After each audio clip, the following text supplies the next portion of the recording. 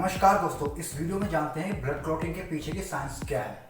यानी कि जो खून का थक्का जमता है उसके पीछे का साइंटिफिक रीज़न क्या होता है। दरअसल जब भी हमारे चोट लगती है तो उसमें से ब्लड निकलना शुरू हो जाता है और कुछ देर बाद वो ब्लड सूख कर जम जाता है ताकि जो हमारा ब्लड है वो बहना बंद हो जाए, जिससे हमारी जान बच सके। अगर ब्लड निरंतर बहता रहेगा तो निश्चित रूप से हमारी हो जाएगी मृत्यु।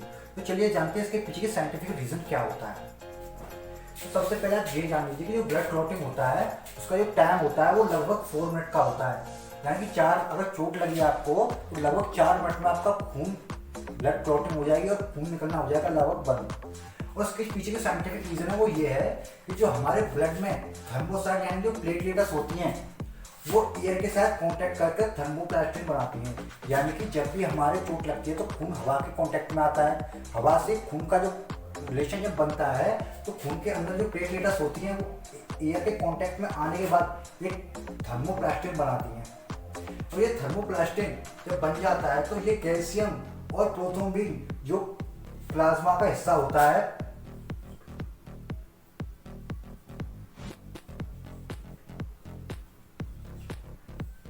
प्लाज्मा के हिस्से होते हैं, कई सारे होते हैं। यहाँ पर दो का इस्तेमाल होगा। पहला होगा प्रोथ्रोम्बिन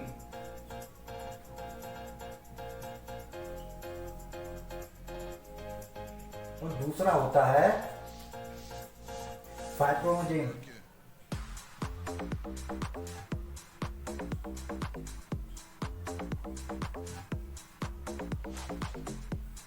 ये तो प्लाज्मा के हिस्से होते हैं और भी सारे होते हैं, लेकिन जब ये थर्मोप्लास्टिन बन जाता है तो ये प्रोथ्रोम्बिन के साथ रिएक्ट करता है कैल्शियम को मिलाकर, और जब ये तीनों मिल जाते हैं तब बनता है खाली थ्रोम्बिन। जब ये थ्रोम्बिन बन जाता है तो ये फाइब्रोनोजेन इसके साथ कांटेक्ट में आता है। जब ये दोनों मिल जाते हैं तो ये बनता है फाइब्रिन। फाइब्रिन नाम का एक प्रोटीन बनता है। ये फाइब्रिन नाम का जो प्रोटीन बनता है वो एक तरह की जाली बन जाती है।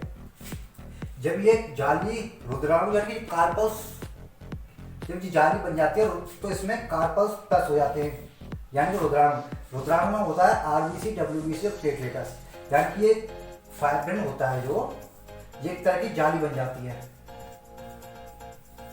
और जो कार्पस होते हैं यानी रुद्राणु वो इनमें जाकर फंस जाते हैं।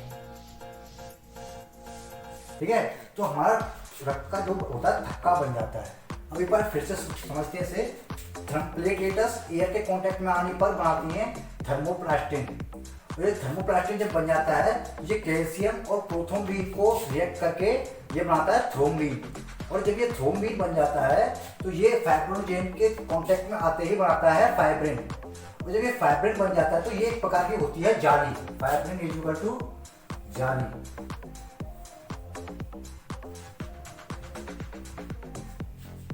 जब ये जाली बन जाती है हमारे घाव के ऊपर तो इसमें जो कार्पल्स होते हैं यानी रुद्राणु आरबीसी डब्ल्यूबीसी प्लेटलेट्स वगैरह इसमें जाकर ये फंस जाते हैं। तो जो हमारे जो जहाँ चोट लगी है वहाँ पर एक पपड़ी से जम जाती है जिससे खून निकलना हो जाता है बंद। और ये सब जो प्रोसेस है ना वो सबसे ज़्यादा होती है विटामिन के, इसमें सबसे ज़्यादा मदद करता है थक्का बनने में।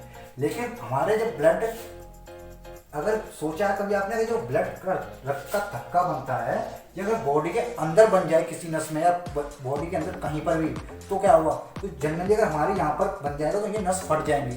लेकिन यहाँ की जो नस होती है वो काफ़ी ज़्यादा स्ट्रांग होती है। अगर ब्लड क्लॉटिंग बॉडी के अंदर हो जाती है वो हो जाएगा हैमरेज। इसलिए आपने सुना होगा सिर्फ ब्रेन हैमरेज ही होता है, क्योंकि जो हमारा दिमाग होता है उसकी जो नसें होती है ना काफ़ी ज़्यादा कमजोर और बारीक होती हैं। अगर उसके अंदर थोड़ा सा भी अगर ब्लड क्लॉट हुआ तो हमारा ब्रेन हैमरेज हो जाता है, यानी कि ब्रेन की जो नस होती है वो फट जाती है। तो ये विटामिन के की वजह से होता है, इसमें काफ़ी ज़्यादा मदद करती है विटामिन के। लेकिन सवाल ये आता है कि जो रक्त का थक्का यानी ब्लड क्लॉटिंग है वो बॉडी के अंदर क्यों नहीं होती है। तो उसके लिए होता है एंटी क्लॉटिंग जिसे हेपरिन कहते हैं। इस हेपरिन का काम होता है ब्लड को बॉडी के अंदर जमने से रोकना। जब तक बॉडी में ये रहेगा तो ये कोई भी जो क्रिया है वो बॉडी के अंदर नहीं हो सकती है। और इसकी एक खासियत होती है कि ये एयर के कांटेक्ट में आती है तो ये हेपरिन जाता है मर।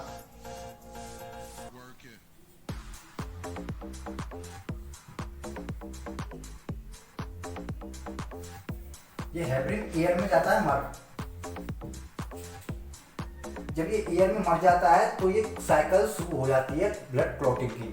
लेकिन कुछ लोगों में एक बीमारी होती है जिसे हीमोफीलिया कहा जाता है। ये बीमारी सबसे पहले देखी गई थी इंग्लैंड की रानी विक्टोरिया के अंदर, ये सबसे पहले बीमारी देखी। इसमें क्या होता है कि इसमें हेपरिन का लेवल इतना हाई हो जाता है कि वो एयर के कांटेक्ट में आने पर भी नहीं मरता, जिसकी वजह से जिस भी इंसान को ये हीमोफीलिया हो जाता है, अगर उसका कहीं चोट लग जाती है तो बहुत ही आसानी से तो अपने आप को वो ब्लड रुकता ही नहीं है, क्योंकि उसके अंदर ये साइकिल हो ही नहीं पाएगी जब तक हेपरिन मारेगा नहीं।